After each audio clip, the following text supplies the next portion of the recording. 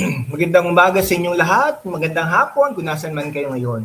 Mga kababayan, lalong-lalo na sa mga kabataan na target ng programang ito ha, mga OFW sa abroad at yung mga nagbabakasyon dito. Breaking news, impeachment, tablado sa Senado. Mga durobo, galit na galit, nag-iiyakan na raw. Pero sino ba talaga ang tunay na matapang? Walang iba, kundi si Senador Rodante Marcoleta, ang abogado na hindi natatakot harapin ng sistema. Ako si Lan ng hashtag #WalkWithLan at ngayon, deep dive tayo. Fact-based, walang kinikilingan, maliban sa katotohanan. Ilang mga minuto na matalas na analysis, huwag mag-skip, maraming bombshells, hit like kung pro-truth ka. Una, let's recall the facts. House Justice Committee approved articles laban kay VP Sara Duterte, confidential funds, etc.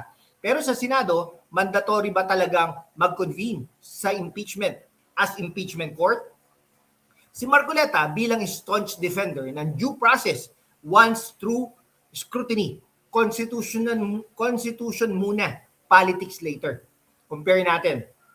Si Senador Marcoleta, consistent sa paglaban sa hasty decisions. Siya yung nagsasabi na hindi porket na-transmit, automatic na circus na. Impeachment is political, pero dapat may due process. Hindi porket galit ang posisyon, sisiraan na agad. Si Senador Marcoleta, hero ng marami, lawyer siya, matalas at hindi natatakot magtanong ng mahirap na questions. Sa Blue Ribbon investigations nga, he's pushing for real accountability, hindi selective, calling Ping Lacson. Habang ang iba naghahanap ng allocables para ipato sa kanya. 500 million pesos daw from Cabral note. Si Marcoleta, kalmado at fact-based ang sagot. Show me the evidence. Parang chess master versus desperado. Para naman sa mga kabataan, Marcoleta represents critical thinking, hindi blind loyalty. Para naman sa mga OFWs, siya yung tipo na ipaglalaban ang stability ng gobyerno para ma-secure ang remittances niyo at future ng pamilya.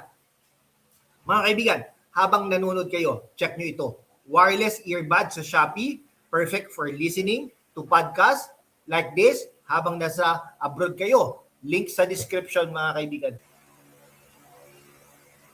Ayan na. Ngayon, critical tayo pero fact-based. Si Senate President Soto, Tito Soto, at pro tempore Ping Lacson. Ano ba talaga ang stance nila? Lacson claims Marcoleta had allocables pero stop short of direct accusation. Highly unusual daw ang silence. Pero ilan na bang investigations ang walang conclusive evidence? Soto says it should convene automatically. Pero constitution experts debate it. Bakit parang eager sila? Political majority or hidden agenda to destabilize it?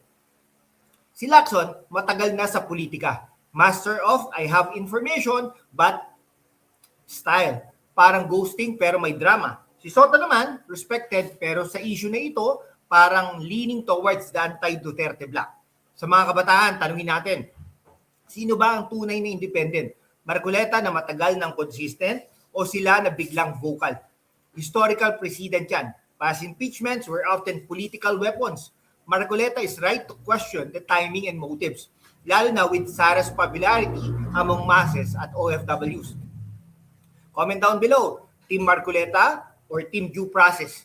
Top comments, feature tayo mga kaibigan.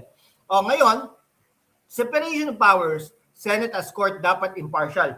Marcoleta's move to dismiss or scrutinize protects against tablado, pure spectacle, mga nag-iiyakan, baka yung mga nasanay sa drama, politics. Para naman sa mga OFWs, alam nyo ang hirap magpadala ng pera habang unstable ang Pilipinas. Stable leadership is equal to better economy.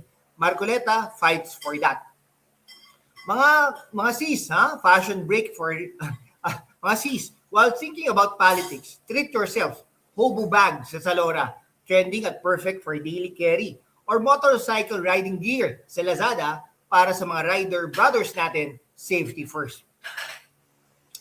Kaya mga kababayan, sa mundo kung saan ang kasinungalingan ay nangingibabaw, ang katotohanan ng unang sinisikil. Pero kasama kayo, magpapatuloy tayo sa laban, walang takot, walang kinikilingan, at laging handa para sa bayan. Sumali na sa aking YouTube channel membership sa #WalkWithLan at tulungan natin ang channel na maabot ang 100,000 subscribers. Ang inyong suporta ang susi sa kalayaan natin para ipagpatuloy ang pagbabalita ng katotohanan. Salamat at kita-kits sa laban.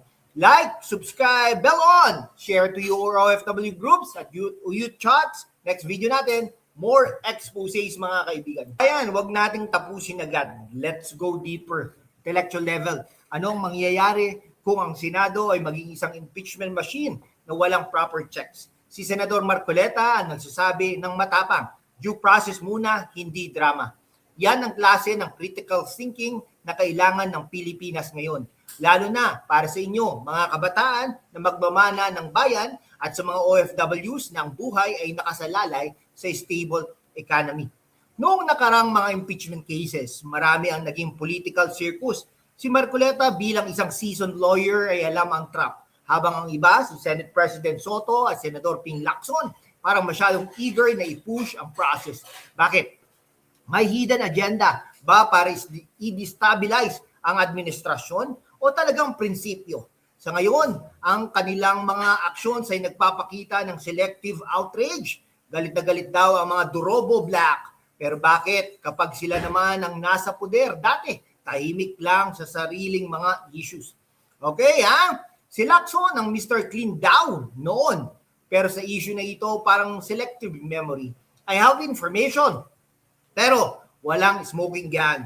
Parang Tinder date na puro red flags. Si Soto naman, respected elder statesman, pero sa moment na ito, parang nahihila ng political wind. Marcoleta, consistent, matatag. Parang iPhone na hindi nagre-reboot kahit anong pressure. Reliable. Para sa inyong mga kabataan, sa panahon ng TikTok politics at fake news, kailangan nyo ng leader na hindi sumasabay sa trend kundi sumusunod sa batas. Marcoleta embodies that. Para naman sa mga OFW sa Middle East, Europe at Saudi, alam nyo ang hirap kapag may political instability sa Pilipinas. Tumataas ang inflation, bumababa ang peso. Si Marcoleta ay isa sa mga nagtatanggol sa gobyernong nagbibigay sa inyo ng pag-asa mga kaibigan. Ano sa tingin ninyo? Comment down below. Marcoleta is right o due process over drama? Top commenters, shoutout ko kayo sa susunod na video mga kaibigan. By the way, habang iniisip nyo ito, treat yourselves din naman. Mga OFW brothers, kung motor ang gamit nyo papunta sa site, check nyo ang premium motorcycle helmets at riding jackets sa Lazada. Trending yan ngayon. Super safe at may free shipping pa. Para sa mga kabataan sa dorm o condo, Shopee has the best wireless earbuds at power banks. Perfect para pakinggan ang ganitong long analysis habang nag-aaral o nag-work from home. Mga girlies at fashion-forward youth, Zalora has those trending hobo bags at summer outfits. Stylish pa rin kahit mainit ang ulo sa politics. At para sa mga home essentials naman, air fryer at smart LED bulbs sa Lazada. Makakatipid sa kuryente habang nanonood ng truth-telling content. All links nasa description, itatag din po natin yan. Affiliate supported para tuloy-tuloy ang channel natin. #WalkWithLan. Ang impeachment mga kaibigan ay hindi dapat sandatan ng political revenge. Dapat tool ito para sa accountability. Marcoleta is fighting exactly for that line. Soto and Lacson, their eagerness raises legitimate questions about impartiality. History will judge who stood on principle.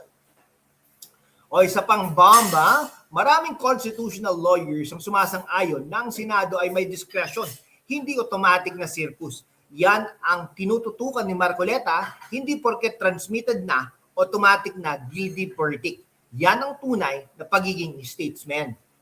Kaya't mga kababayan, sa mundo kung saan ang kasinungalingan ay nangingibabaw, ang katotohanan ang unang sinisikil. Pero kasama kayo, magpapatuloy tayo sa laban, walang takot, walang kinikilingan, at laging handa para sa bayan. Sumali na sa aking YouTube channel membership sa #WalkWithLan at tulungan natin ang channel na maabot ang 100,000 subscribers. Maraming salamat at mabuhay ang Pilipinas!